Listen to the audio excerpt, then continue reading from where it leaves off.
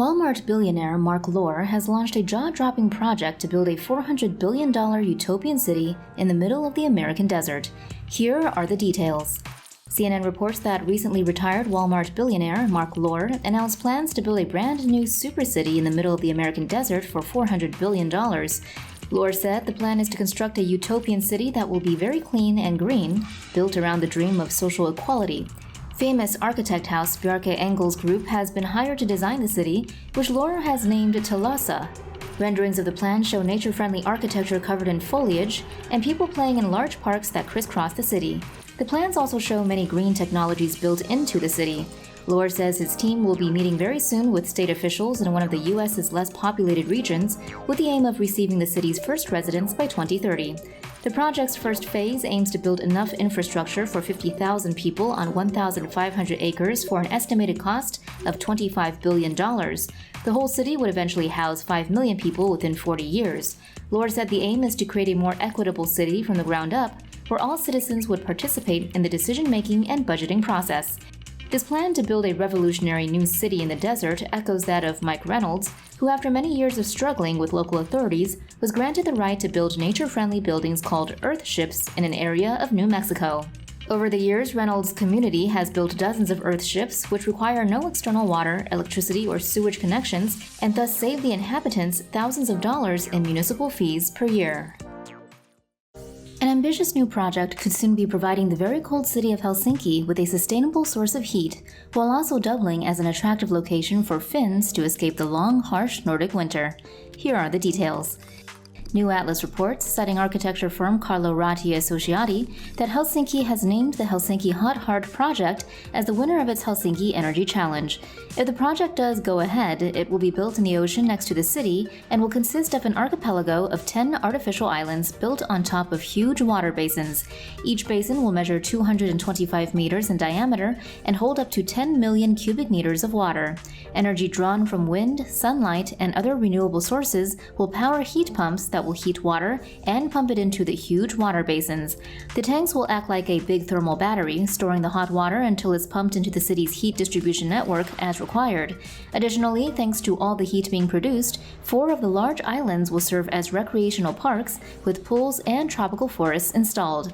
The idea is that these will be encased within a transparent dome and LED lighting, allowing locals to enjoy warm parks in the middle of winter. The idea was inspired by the Finnish ideal that everyone has the right to relax and enjoy nature. The designers of the system say it can be expanded to provide all Helsinki's heating needs by the end of the decade while producing zero carbon emissions. The cost is expected to be 10% lower than Helsinki's current heating costs. SpaceX's famous CEO, Elon Musk, plans to have established a functioning city on Mars by 2050, and here's how he plans to do it.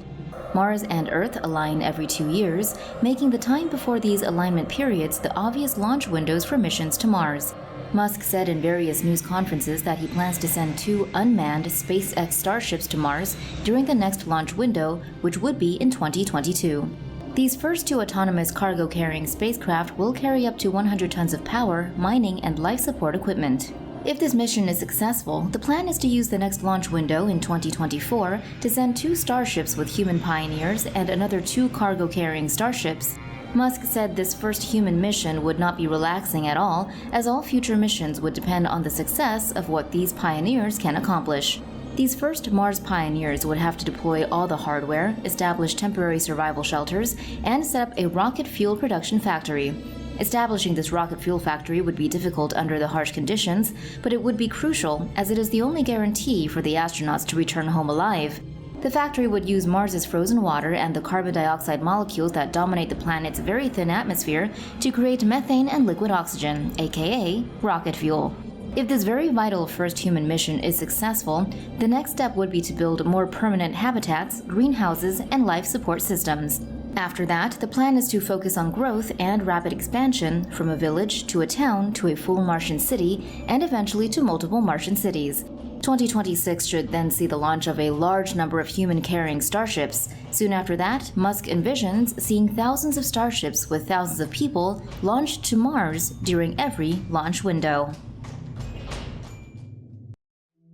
A company founded in 2019 that makes vodka and hand sanitizer is dreaming big. Mars big. Here are its plans. Air Company, a New York City-based startup that turns carbon dioxide into renewable products, has released concept images showing what a refueling station for rockets on Mars could look like.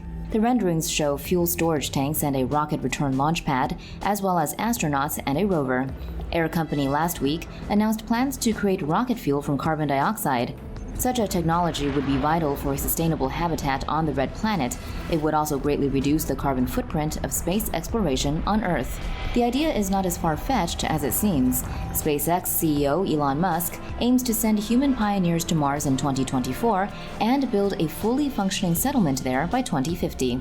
And Air Company has already received 2 awards and a grant from NASA for its work on carbon conversion technology.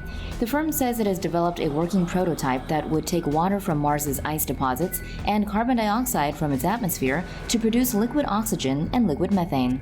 In interviews with Fast Company and Inverse, company officials say they hope to work with industry players such as SpaceX and Blue Origin to deploy the technology on a space station or Mars in the near future.